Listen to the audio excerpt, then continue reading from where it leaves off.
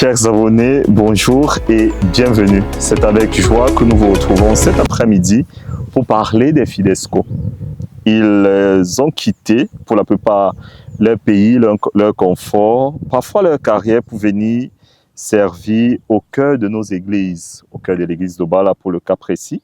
Depuis 12 ans, la collaboration entre le diocèse d'Obala et Fidesco crée une page discrète mais solide de coopération et de mission. Santé, gestion, développement, logistique, leur présence ne relève pas simplement de l'assistance ponctuelle, mais d'un engagement qui s'inscrit dans la durée. Ils marquent les esprits par leur simplicité et leur esprit d'adaptation. Leurs enfants, pour la plupart, fréquentent nos écoles. Les parents, pour eux, vont au boulot, comme tout parent. Ils font les achats dans nos marchés. Bref, ils vivent comme au Cameroun. Mais au fond, quelle est la spiritualité que portent ces volontaires? Qu'est-ce qui pousse ces jeunes professionnels et familles à tout quitter pour la mission? Et quels sont les fruits visibles, tangibles, qu'on peut déjà comme ça voir après 12 ans de mission, de partenariat, de collaboration avec Obala? Pour en parler, nous recevons Monsieur Laurent. Bonjour. Bonjour. Comment se déroule jusqu'ici votre séjour au Cameroun? Très bien, très heureux d'être là depuis vendredi dernier. Là, nous visitons plusieurs missions, à Bafia d'abord, Obala maintenant, Yaoundé ensuite, et où se rassembleront les 14 volontaires Fidesco. Le Cameroun est, avec Madagascar, le pays où nous avons le plus de volontaires aujourd'hui. Vous avez combien de volontaires au total en Afrique? En Afrique, il y a alors une centaine de volontaires dans le monde en tout et soit un peu plus de 60% en Afrique. C'est impressionnant comme chiffre. Au fond, j'aimerais savoir quelle est la spiritualité qui fonde l'engagement missionnaire de ces jeunes, des volontaires Fidesco. Alors, Fidesco a été fondé en 1980 au sein de la communauté de l'Emmanuel, communauté du renouveau charismatique, ancrée sur 3 piliers, l'adoration, la compassion et l'évangélisation. Dans cette dimension de compassion, eh bien, on retrouve un petit peu l'enseignement de Matthieu au chapitre 25. Voilà, j'avais faim et vous m'avez donné à manger. Il y a cette proximité, se rendre proche et de le vivre dans la joie. Voilà, la devise de Fidesco, c'est « Va, rends les autres heureux et tu connaîtras la joie ». C'est cette joie née de la rencontre, c'est cette joie qu'expérimentent les volontaires pendant toute leur mission et bien après. Va, rends les autres heureux et tu connaîtras la joie. C'est ça. Je pense que je vais me l'écrire quelque part. Ah, je vais écrire. Donc, plus d'une centaine en Afrique. Qu'est-ce qui, concrètement, selon vous, motive ces jeunes professionnels, ces parents, ces familles, ces volontaires à quitter le confort parfois? Et c'est le cas de le dire, la France, c'est pas le Cameroun. Qu'est-ce qui pourrait les motiver? Oui. Beaucoup de choses. Je vais peut-être en retenir 4 principalement. Il y a d'abord le fait de vivre une forme d'aventure humaine, familiale, spirituelle, familiale pour ceux qui partent en famille. Il y a là-dedans le fait d'accepter une forme d'inconnu et de découverte. Voilà. Donc ça, c'est en soi une aventure. Il y a le désir de répondre à un appel. Chacun le vit personnellement, dans son histoire aussi. Mais un appel, il implique une réponse qui elle-même demande une forme d'audace. Et les volontaires qui partent avec Fidesco font en quelque sorte ce pas dans l'inconnu, avec une forme de oui qui est un oui qui libère, voilà, qui est un oui qui déjà porte les germes de la joie. Peut-être la 3e chose, c'est de vivre une expérience qui transforme. Voilà. Vivre quelque chose de radical, qui est comme un peu un déplacement physique, qui dit quelque chose d'un déplacement intérieur. Et puis, peut-être le 4e élément que je voudrais relever, c'est la rencontre, la dimension de la rencontre d'une autre culture, d'autres personnes, et de vivre avec, aux côtés d'eux, et de faire cette expérience que, voilà, ensemble, on peut bâtir, construire, rire, prier. Voilà. Et ça, c'est ce désir de la rencontre qui va ensuite animer toute la mission. J'aime bien l'idée de découverte et de désir également de rencontrer l'autre, non? Parce que lorsqu'on y va, on n'a pas beaucoup d'attentes, on le découvre, non? C'est Paul Ricoeur qui parle de l'épiphanie du visage de l'autre, ainsi de suite. J'aime bien cette idée-là. Et avec le diocèse d'Obala, cette rencontre est venue, on dira comme ça, il y a 12 ans. Oui. 12 ans. Comment est-ce que vous pouvez décrire cette expérience avec le diocèse d'Obala? Alors, c'est une expérience qui est née d'abord d'une amitié, qui était celle entre Monseigneur Sostène et Pierre-François Graffin, ancien directeur de Fidesco. Et je crois que même si chacune des missions Fidesco auprès de plus de 90 partenaires dans le monde est une expérience unique, elle naît toujours de cette rencontre et d'une dimension très fraternelle. Voilà. Et ça, c'est la première chose que je relève, puisque c'est la flamme de départ. Et puis, ces 12 années, c'est vivre l'Église dans son universalité et l'Église famille. Voilà. Et cette dimension fraternelle, on la retrouve là, dans cette proximité. C'est un témoignage de vie humaine, de vie chrétienne, qui se tissent ensemble. Voilà, c'est pas uniquement des volontaires qui portent un témoignage, c'est un témoignage qui naît de cette rencontre et de cette famille qui se vit. Et puis, au cours de ces 12 années, nos volontaires actuels, nos responsables pays me disent combien les liens demeurent. L'ensemble des volontaires qui sont passés ici gardent des liens souvent étroits avec leurs collègues, avec leurs voisins, avec les amis qu'ils se sont faits ici. Et tout ça, ça fait partie de la beauté de l'Église aussi.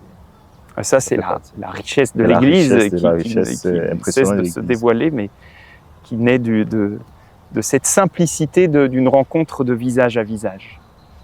Peut-être que Paul Ricoeur dirait cela aussi. Les Fidesco nous apportent beaucoup, et ça, je dois le dire, la manière de vivre cet esprit d'adaptation-là et l'expertise. Ils apportent beaucoup. Un plus dans nos différents services ou dans les différents secteurs qui sont la santé, le service construction pour ce qui concerne le diocèse d'Obala, la gestion, la logistique, ainsi de suite. Alors la question que je vous pose, que je voudrais vous poser, c'est quels sont les fruits ou alors l'impact significatif que vous retenez particulièrement de mettre en évidence dans les secteurs où les Fidesco ont servi? Je crois qu'il y a beaucoup de choses sont faites et transmises dans de nombreux domaines, mais c'est plus Monseigneur lui-même et l'ensemble des acteurs locaux qui pourront y répondre mieux que moi à ce qui se vit et ce qui demeure. Voilà. Ce que moi je peux dire, c'est la construction de tous ces liens de fraternité dans la durée. Je crois que c'est Monseigneur Sostène lui-même qui a cette phrase qui invite à voir l'autre dans ce qu'il est et non dans ce qu'on dit de lui. Voilà. Et je crois que ça marque un peu les générations de volontaires.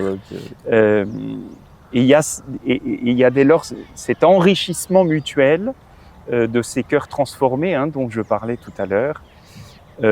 C'est d'ailleurs une richesse qui se poursuit au retour en France, puisque nous avons réalisé il y a quelques mois une étude d'impact après 45 années de mission Fidesco. 72% des volontaires de retour nous disent leur engagement qui se poursuit dans la société, et notamment 80% auprès de l'Église. Voilà. Donc ce lien demeure, ces fruits demeurent. Ils sont, j'espère, nombreux ici même, mais ils demeurent aussi dans le pays, souvent la France et quelques autres pays d'Europe, dans lesquels les volontaires retournent ensuite. D'accord. Un autre sujet.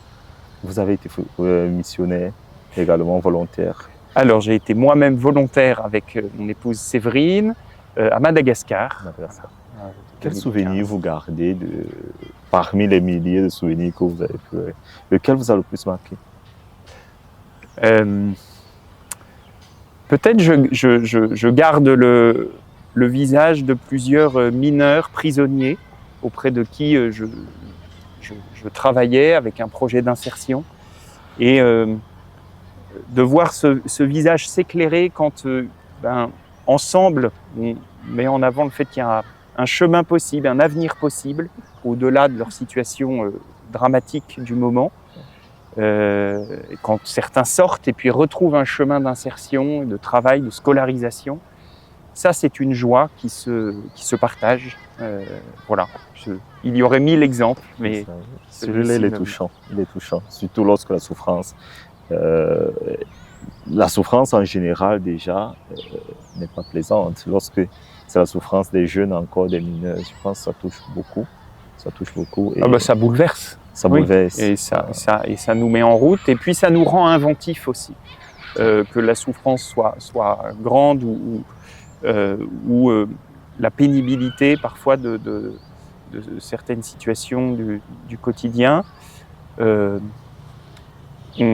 La rencontre et puis l'amour en acte donne des ailes et nous conduisent à faire parfois ou à trouver des solutions qu'on n'aurait peut-être pas imaginées. D'accord, Monsieur Hubert, nous acheminons vers la fin de ce petit entretien.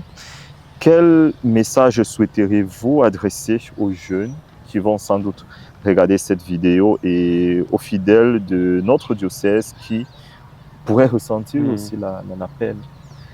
Moi, je voudrais dire quelques mots de l'engagement. Voilà, en disant peut-être que tout engagement radical, un engagement plein, total, c'est un élargissement du cœur, c'est une forme d'humanisation aussi. Il y a un enjeu de conversion.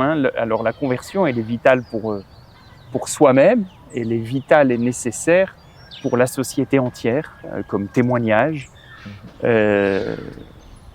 Et peut-être deux mots qui accompagnent cette dynamique d'engagement, c'est la source de l'engagement, qui est la prière. Je crois qu'il n'y a rien de fécond ou de durable s'il n'y a pas cette flamme de l'Esprit Saint qui anime et renforce et réchauffe. Et ça, c'est la source. Et puis le fruit, j'en ai parlé tout à l'heure, c'est la joie. C'est la joie qui est comme un feu qui se propage. Si la joie est gardée pour soi, elle n'existe pas. Si elle se communique, c'est qu'elle est réelle. Merci. Je vais vous poser une dernière question, mais c'est une question de coulisses. Mes collaborateurs derrière les caméras nous posaient la question de savoir comment est-ce qu'on devient Fidesco. D'abord parce qu'il y a un désir de se mettre au service, un désir d'engagement. Et après, pour les volontaires qui viennent trouver Fidesco en France ou dans quelques pays d'Europe ou aux États-Unis où nous avons des bureaux, et ensuite tout un processus de découverte, d'échange, d'entretien et de discernement. Voilà. Mais d'abord, c'est le désir de se mettre en route et de donner pour rendre heureux, rend heureux. Voilà, c'est un petit peu ça peut-être le moteur. Monsieur Hubert Laurent, nous vous disons merci infiniment pour votre disponibilité, beaucoup. Pour les éclaircies, et le diocèse de Bas-la-Palme, à modeste foi, formule tous les vœux les meilleurs pour les différents missionnaires Fidesco qui sont dans le monde, vivement que le Seigneur bénisse et consacre leur mission et également la vôtre à la tête de cet organisme-là. Si le Seigneur ne bâtit la maison, les serviteurs travaillent en vain. Mesdames, Messieurs, nous sommes arrivés au terme de ces échanges. Au fil de ceci, une réalité apparaît clairement dans nos esprits. La mission n'est pas d'abord un projet, mais une réponse à un appel que l'on ressent, une réponse de foi, de compétence et de disponibilité. 12 années de collaboration avec Fidesco montrent qu'une église locale peut grandir grâce à la communion des charismes et au partage des talents. Cette coopération est un signe concret de la catholicité de l'Église, une église où l'on vient de loin et servir proche. Entre-temps, nos missionnaires continuent leur séjour dans nos murs et l'histoire avec le diocèse de Bala s'écrit. Nous vous disons merci de nous avoir suivis et ne manquez pas de nous dire en commentaire ce que vous pensez de la mission de Fidesco, mais surtout le souvenir que vous gardez des Fidesco qui travaillent dans nos diocèses. Merci.